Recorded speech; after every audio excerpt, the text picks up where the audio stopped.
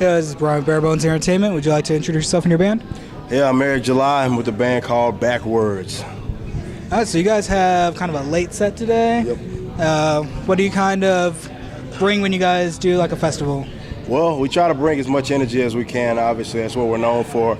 Obviously, we're kind of a political or anti-political band, so the message is most important. But we try to for sure make sure that anybody that sees us leaves with an impression like, all right, these guys are crazy as hell. Well, yeah, I think you guys have a strong message through your music and everything. Absolutely. And was that something that you always intended, or did it kind of develop as you guys went along? Oh, that's a great question. We dropped our first couple songs, Grindstone and Elitist, and Elitist kind of focused on more the lyricism and the politics kind of involved within the music industry. But once we were ready for our album, and we knew those singles weren't going to be on it, and we got with the guys and Alex, the other guy, the other bassist in the band, or the bassist and the other vocalist, excuse me, and we just were like, look, we need to let these people know exactly what we do, because I'm an activist on the side, and I figured let's not hit any kind of off switch. Let's put what I talk about in the music, and let's see how they respond, and they did respond well. But that's the driving force. That message right there is the driving force of this band. Without it, we're nothing. And with having a strong message in your music and everything, there's obviously two sides of everything. How do you handle negative reactions? Hey, I would say it's inevitable that a negative reaction. I mean, definitely considering that we're libertarians, we're the anarcho-capitalists. So in a lot of cases, we're at these, this community is really on the opposite end. For example, I was staunchly against guys like Bernie Sanders, and I know the scene, we had a lot of Bernie Sanders supporters. So it's inevitable. But my thing is, if I do a show, interview, or anything, and 3 days, 3 months, 3 years from now, a guy it finally clicks and he remembers, that maybe I said something, and he starts to at least not even adopt the views that I adopt, but just start thinking critically about what is the norm or what people have been force-fed all these years. I feel like that's a victory for me, and that's ultimately brought about. So if it's a negative reaction, my only hope is that they're actually analyzing what it is that I'm saying, not just having it in a sour taste just because I said it. Yeah, kind of where they're able to have a intelligent disagreement, not just a blind this is what I'm told, this is what it is. Absolutely. No, that's what it's all about, right? I'm amongst enemy territory in a lot of cases, but I would like for people to come up to us after shows, and most of our people, we don't get the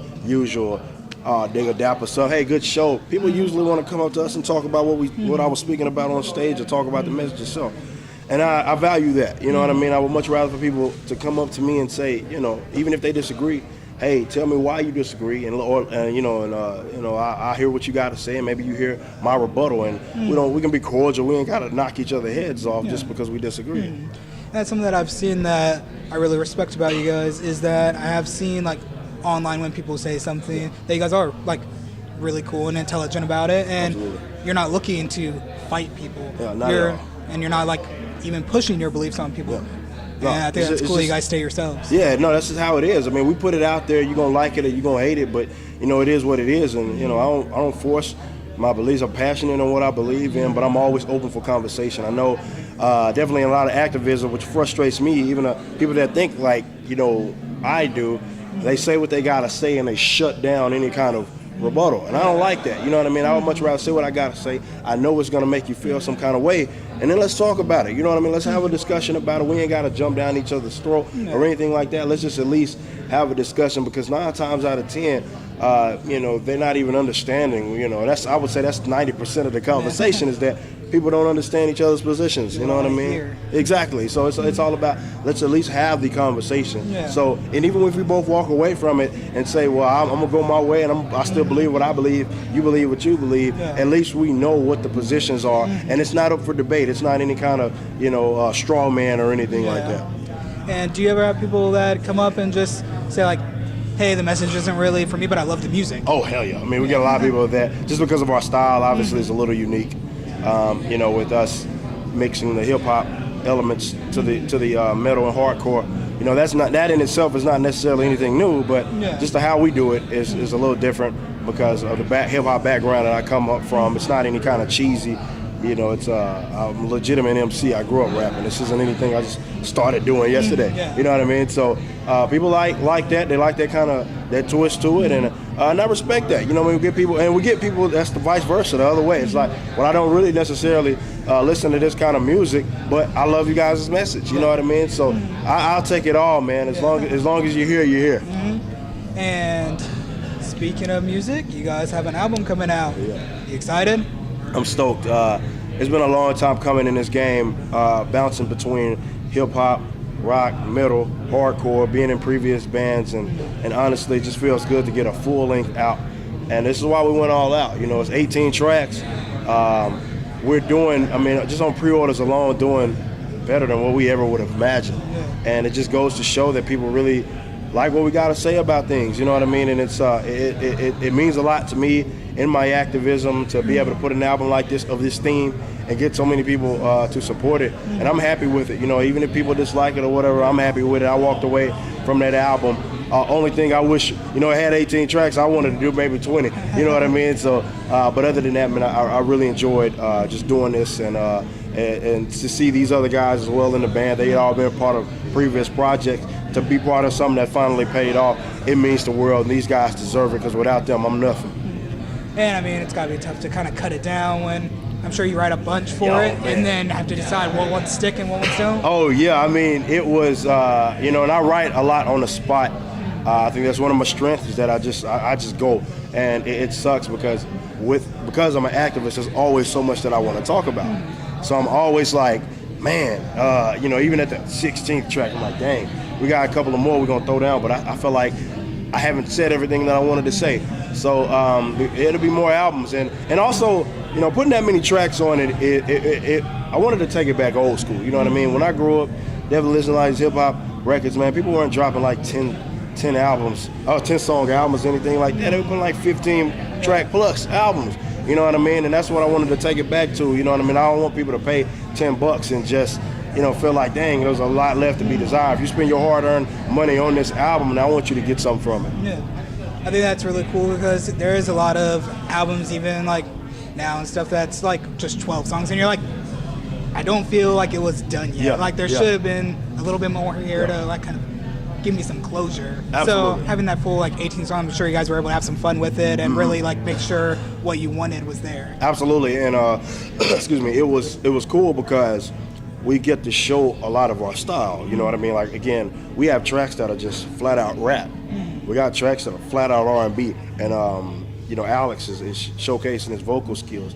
And we have real heavy songs. We have songs that are on the lighter end. The outro, for example, you know, it talks about like my faith and stuff like that, as well as Alex. And there's no screaming, no rapping on it. We're just, you know, there's a little screaming, but for the most part, it's just me and him going back and forth singing.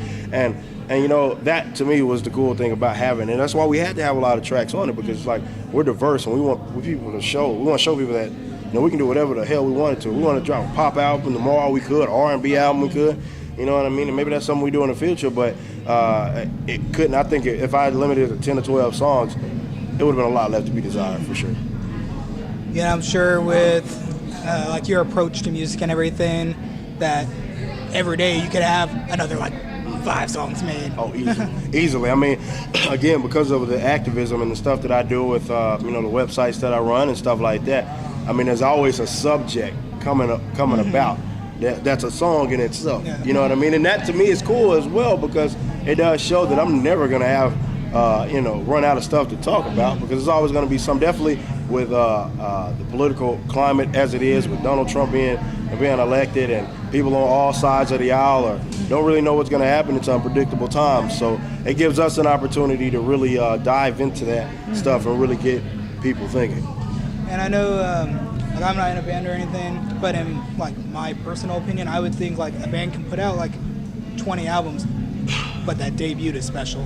Oh man, it is. I mean, it sets the tone. It sets the tone for, and it can make or break a lot of bands. But it does set the tone for what you, for who you are. You're letting the audience know, you know, what it is that you exactly stand for, what it is that you want the people to get, you know, from when they see you, when they hear you and stuff like that. So it's vital. It's very, very important. So, you know what I mean? Sometimes that's the people's most successful album. Sometimes it's just getting started. But either way, it's going to leave an imprint, and it's going to dictate where exactly you're going to go as far as your actual musical career with that particular project. So it's very important, and that's why I wanted to go all out on it.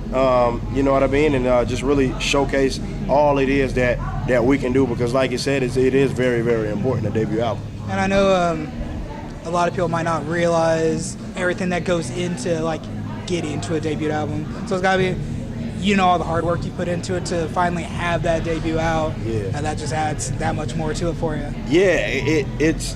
I mean, it was a breath of fresh air.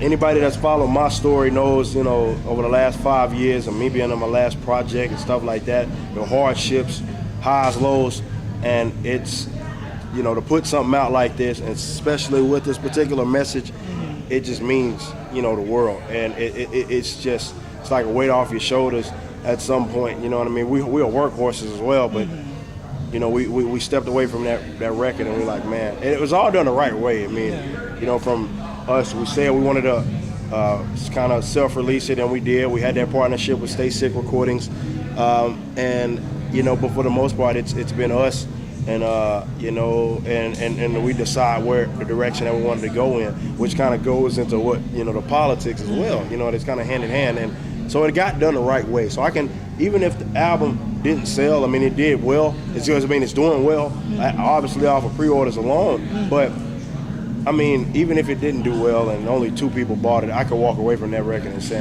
I have no regrets at all, because I went out there and laid it on the table, and I did it on my terms. The band did it on our terms, and we didn't have to, you know, sell our soul in the process to get it done. I think that like translates to like your performances and everything, because you're performing something that you're happy with and you're proud, not something you were made to do, and right.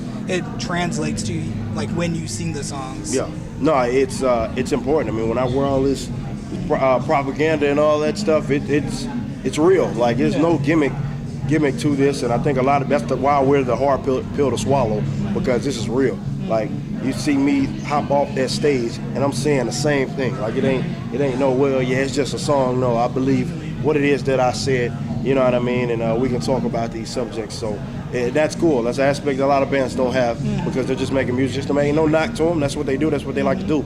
But with us, it's a lot bigger than that. I think either way you look at it, agree or disagree with the message itself, right. You have to respect that you're not doing it for show. This isn't like shock value, that this is what you believe on and off stage, and people have to respect that, whether they agree or don't agree. I mean, it is what it is at that point, you know. But like you said, this ain't no shock value, man. I mean, I'm not saying what I say that, you know, to make people mad or anything. I know that might be a reaction, but that's not why I'm doing this. I'm doing this because this is a message, you know, of property rights, of non-aggression, of self-ownership.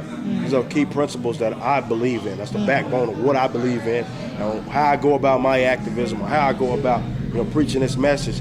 That's what it is. You know what I mean? And to be able to put that in your music and not have to hit an off switch, it is amazing. I mean, you add that to the rap element too. You know, I tell people the story all the time about how, you know, I came up doing one or the other. It was either doing rock, metal, hardcore, or doing rap.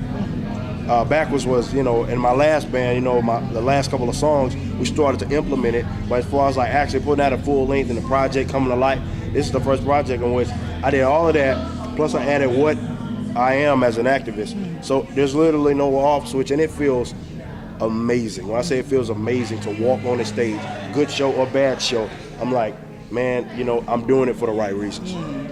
And just to make it a little tough, off of the album, if you had to play someone one song, what are you most proud of, most want people to hear? Oh man, I guess You Are You. I believe it's the 4th or 5th song on the album, and it talks about the dangers of collectivism. And you're gonna, if you allude and you dig into what I'm talking about, you know what I'm talking about, and Alex as well. You know, Alex being a white person. You know, people feeling like, and how this culture is set up for whatever reason, definitely with a lot of youngsters our age, feeling like he has to freaking like apologize for histories and hardships that he had absolutely nothing to do with, like slavery. And that's what, you know, he's talking about that from his perspective. I'm talking about it from mine. You know what I mean? I'm talking about how, like, you know, I was never a slave. I wasn't born any sort of slave. So I'm not gonna victimize myself for a hardship and for experience that I never had anything to do with, just because of my freaking skin tone. You know what I mean? And it's an important thing because I want people to understand. And the first song on the album outside of the intro is called Individualism, and that's the concept that we're talking about. And that's that you are you know what I mean? And you are an individual, so you don't have to pay for the mistakes of other people. And you also, to be fair, can't be victimizing yourself over histories that you had absolutely nothing to do with. So with this being a big festival and everything, you guys don't play till a little later. Is there anyone you wanted to check out today? Oh yeah, I had to check out. This was technically the last spot on our tour. And you know, I had to check out the bands again with a bigger crowd, obviously sworn in, like Moss, the Flames, waiting on. Cover Your Tracks, Saw Them, My Enemies and I should be performing here soon. And it means a lot, man, to see, because we've been working our tail off, performing every day, and to see it pay off kind of like this is awesome. And also there's some other bands that I'm looking forward to seeing, you know what I mean, as well. But it was also very, very important for me to see these guys that's been, you know, sitting side stage on us as we open. We're technically the opening act of this tour, and sitting side stage, seeing us pop it off, man, it means a lot. And I love the hell out of all those guys that I just mentioned. Well, we can't wait to catch you guys later and check out the album when it comes out. Sure. Anything else you'd like to say to your fans out there? Oh man, again, much love. Appreciate you, you know, having me on, man. And again, I hope people really dig deep into our message, man, and really look into those concepts that I mentioned within the interview. I appreciate it. Thank you. Sure, man.